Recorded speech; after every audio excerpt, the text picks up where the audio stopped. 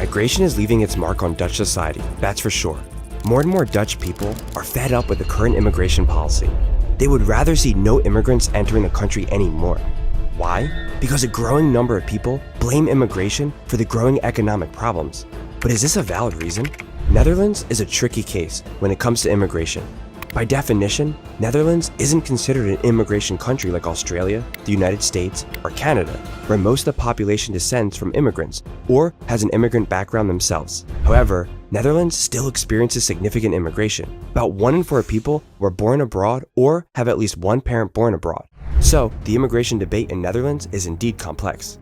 Over the years, there have been many changes in the way the Dutch government deals with immigrants and integration. Since the 1920s, people from former Dutch colonies, including Surinamese, Antillians, and Arubans, have been coming to the Netherlands. After World War II, there was no industry left in the Netherlands. Houses were destroyed and unemployment was very high. The country needed to be rebuilt and industrialized. As a result of this reconstruction, by the late 1950s and early 1960s, there were not enough workers available. To work in the new industrial sector, people with few skills were initially hired by private individuals and then soon by the Dutch government. More and more Dutch people were highly educated and no longer interested in, for example, factory work.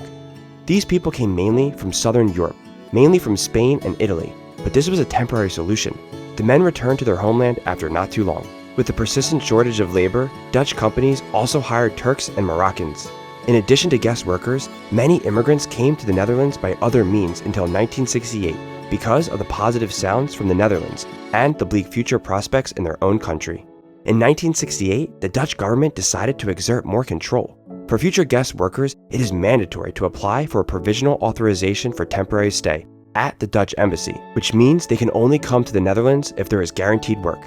This is going completely wrong because companies find the cost too high and hire illegal workers, resulting to about 20,000 illegal immigrants in the early 1970s. Immigrants hope to earn a lot of money in a short time to provide a better future for their family back home. Leaving to stay was the paradox.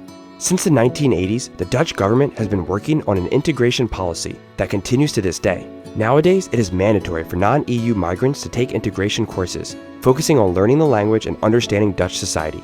Like many other European countries, the Netherlands grants asylum to political refugees. And due to its lenient immigration laws and generous social benefits, the Netherlands has become a popular destination for migration from abroad. The growing right-wing sentiment in the Netherlands, where a larger group of people blames immigrants for the problems, is gaining traction. In November 2023, Geert Wilders is elected as the Prime Minister of the Netherlands. Geert Wilders, leader of the PVV party, is known as a fierce critic of Islam and immigration. His stance is to ensure that the Netherlands remains for the Dutch. Many PVV voters believe that migrants are bad for the economy, pose a threat to their own culture, and cause crime.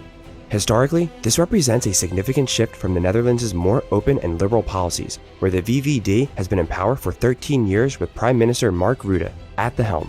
The rising anti-Muslim sentiments in the country stem from the murder of Theo van Gogh in 2004. This tragic event marked a turning point, fueling fears about Islam and sparking debates about immigration and Dutch values. Wilders capitalized on these sentiments. Wilders describes Islam as a violent ideology aimed at the destruction of the West. The crusade against Islam he criticized in 2001 would become the defining agenda of the PVV. According to the National Voter Study, new PVV voters, like traditional PVV voters, are mainly motivated by a dislike of migrants and politics. People who are against immigration now have a voice thanks to leaders like Wilders, and his views on the subject are becoming stronger as the number of immigrants increases. With his striking platinum blonde haircut and harsh anti-Islam and anti-immigration speeches, Geert Wilders is now where he loves to be most, the center of attention. Dutch people are currently struggling with rising living costs due to high inflation, stagnant wage growth compared to inflation, and a significant housing crisis. More and more citizens relate this to government policy and immigration. This situation has led to a growing lack of trust in traditional government leadership and a search for alternatives. Wilders is seen as someone offering a clear and different path forward, including how immigration, integration, and economic policies could change to reflect the priorities of a government more focused on national interests and possibly more skeptical of international cooperation and multiculturalism.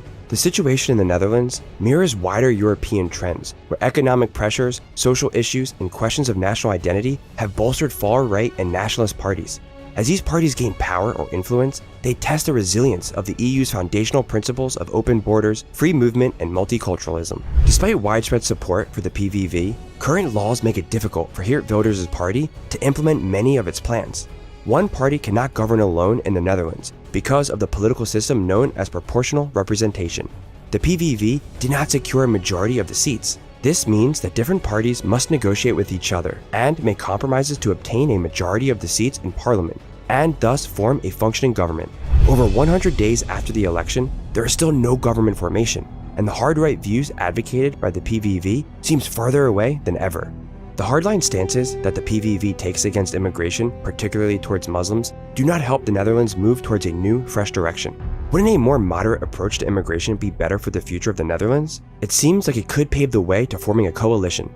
The parties that the PVV needs to govern will struggle with some of the PVV's views. However, besides the PVV, some parties also believe that immigrants may partly be the cause of the current issues. The economic concerns of these parties can be summarized in a few areas: the threat to the job market, increased pressure on government finances due to welfare claims and the use of other public resources, a rise in the risk of terrorism and crime, and of course perhaps the most prominent issue of recent times, a housing shortage that drives up the cost of living in the country. When we look at the influx of immigrants to the Netherlands, concerns about the numbers are justified. In 2022, 403,108 people moved to the Netherlands, the highest in recorded history.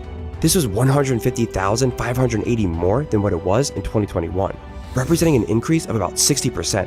The peak in 2022 was largely caused by people from the former Soviet Union and Ukraine seeking asylum as a result of the Russian invasion earlier that year.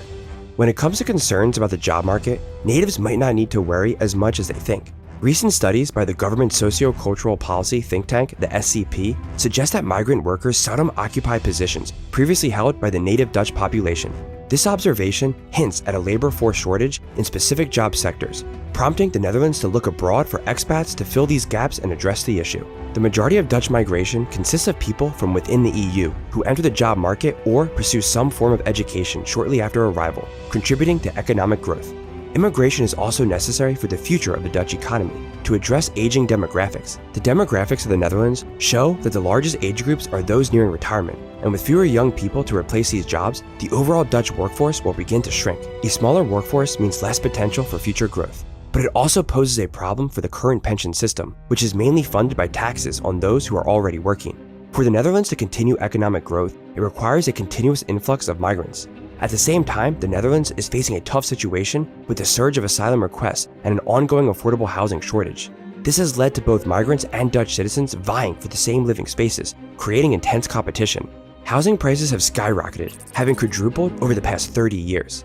This, along with rising living costs, has plunged the country into a severe cost of living crisis. As the situation worsens, frustration among citizens and some policymakers is growing.